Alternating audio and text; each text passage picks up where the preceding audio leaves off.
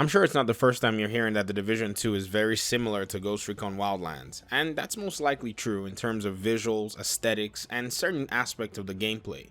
In fact, both of them are third-person shooters, which actually more compounds everything, adding to the fact that they're both published by Ubisoft. But the fact of the matter is that if you've played both games, then you know that they're fundamentally different games.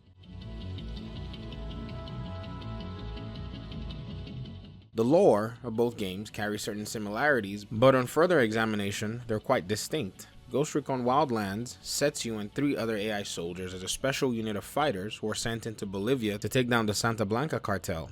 And then this sets you up with the good old Ubisoft formula, which is very similar to Far Cry than anything else. On the other hand, Tom Clancy's The Division 2 is set in a recovering human civilization, which has just been hit with a serious apocalyptic event, a virus developed by a mad scientist that successfully wiped out a giant portion of civilization. Now in The Division, you're a solo agent who's been activated to intervene, but you're also able to team up with other agents to accomplish the task of restoring Washington, D.C. The story and lore of both games greatly affect the progression, gameplay, map size, enemy types, and game mechanics, which highlights the difference between Tom Clancy's The Division 2 and Ghost Recon Wildlands.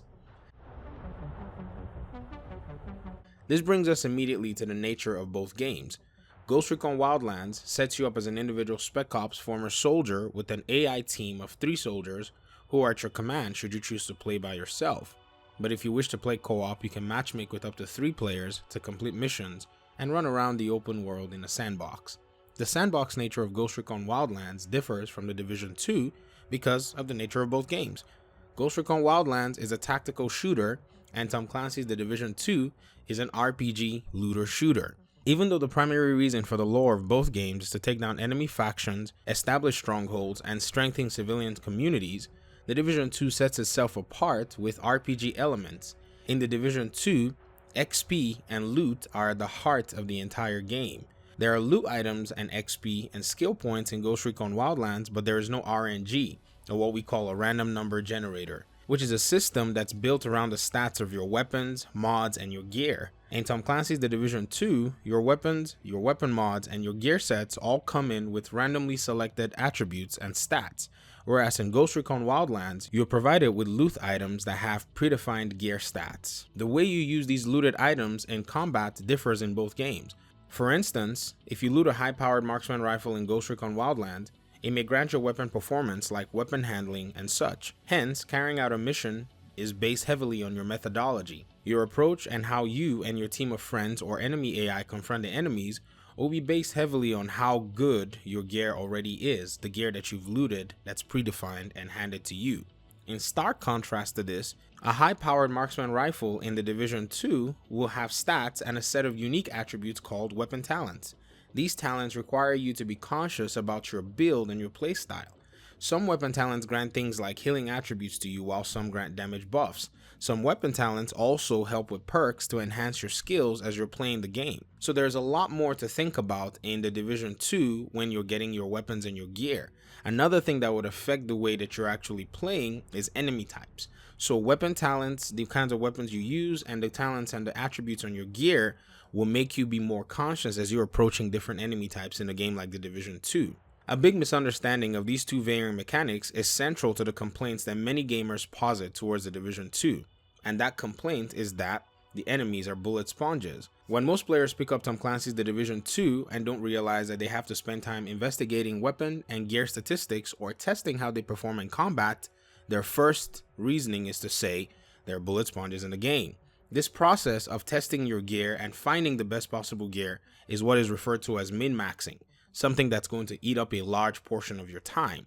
If you wish to understand what kind of game The Division truly is, you can actually compare some of its mechanics to Cyberpunk 2077. If you remember the gameplay that was shown to us, the character had various weapons, skill sets, stats, and abilities that were available. In fact, the jacket of the character had some stats already attached to it and something called street cred. These elements are critical in an RPG game to actually help the character level up and advance in their own personal development and skill. Now, there were also bullet sponges as well. But let me quickly quip in here that if we're getting what we saw in the Cyberpunk 2077 gameplay reveal, then Cyberpunk 2077 is a much more superior game to The Division 2 in terms of RPG mechanics, gameplay, lore, and open world traversal.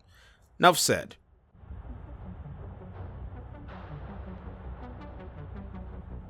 Moving on to gameplay and setting.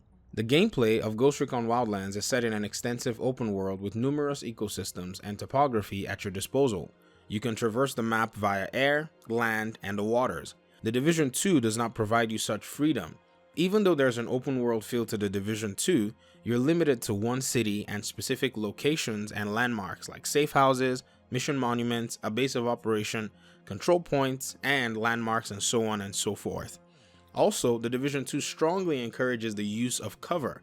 There's even a cover-to-cover traversal available in almost every location. Now, you can also use cover in Ghost Recon Wildlands, but both systems are very distinctive in their future. This nature of both games also affects the way that you play. Where the Division 2 gives you a directed mission structure, Ghost Recon Wildlands gives you a lot more freedom on how you approach every single mission. For example, you cannot stealth your way through any single mission in the Division 2 game. In fact, if you're close to an NPC and trying to sneak by them, it's like they're programmed to linger around and draw you into a loud gunfight. This is where I personally prefer Ghost Recon sometimes, because you can eliminate an entire enemy camp or landmark without making a single sound. But in the Division, the moment you're seen by an NPC or you fire at them, the party begins. Ghost Recon Wildlands provides a unique and multi-dimensional aspect to its gameplay, while the Division's depth is found in its RPG mechanics and gear modding system. It is this intricate difference that gives Ghost Recon Wildlands a much better feel of realism. If you want to play a realistic tactical shooter, you need to play Ghost Recon Wildlands on Ghost mode with no HUD, and you'll be in for a treat. Tom Clancy's The Division 2, on the other hand, does not allow for these mechanics at all. Furthermore, we need to look at the skill tree and RPG mechanics. Ghost Recon Wildlands, in my opinion, does not have much of an intricate skill tree. However, the skill tree is sufficient for the type of game that it is. You can level up your abilities in order to further enhance your player character and your AI squad. You can also enhance the rebel groups and their abilities as well. In Tom Clancy's The Division 2, you can also enhance human settlements and level them up, but your skill tree progression is very important for you to improve your agent's high-tech gizmos for combat effectiveness.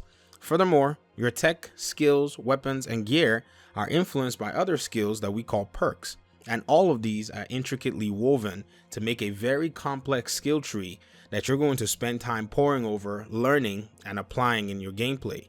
Let's take one instance of what this depth can look like. So take for instance the gear piece that we call the Heraldi Holdings. This gear piece grants you improved weapon stats if you actually put on 1, 2, or 3 pieces of this protective gear. At the same time, each gear piece also provides random stats that can enhance your tech skills. This is the RNG that I spoke about earlier. This is where the depth in Tom Clancy's The Division 2 comes in.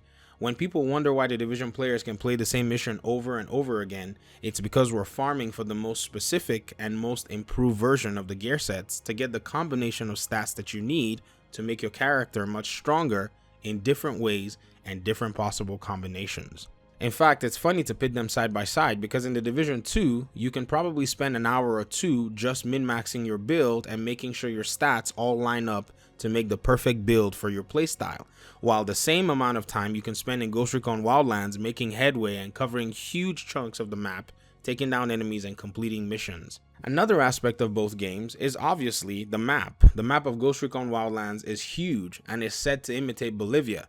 Hence, you are subject to different topographies and ecosystems, just like I mentioned earlier. By nature, this requires different vehicles to traverse the open world. You also have the ability to fast travel to specific landmarks, which you've unlocked, but the Division 2, on the other hand, is set in a post-apocalyptic scenario. So using a vehicle in this story is actually impractical. Where would you get gasoline? How would you move through roadblocks?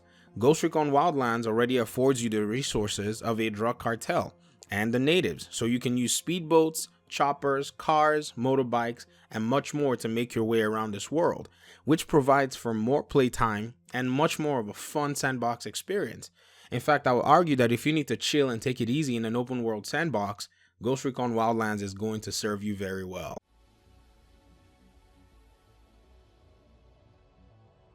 In conclusion, I want to say that The Division 2 and Ghost Recon Wildlands are fundamentally different games in terms of design philosophy and gameplay. If you look very closely, Ghost Recon Wildlands resembles Far Cry and the Far Cry shooter series, while The Division 2 resembles games like the upcoming Cyberpunk 2077. I hope these distinctions help you visualize the differences between both games. Though there are striking similarities, my final judgment, which you will share if you play both games, is that The Division is a superior RPG looter shooter with some tactical elements, while Ghost Recon Wildlands is a superior tactical shooter with some RPG elements. Thanks for watching the video.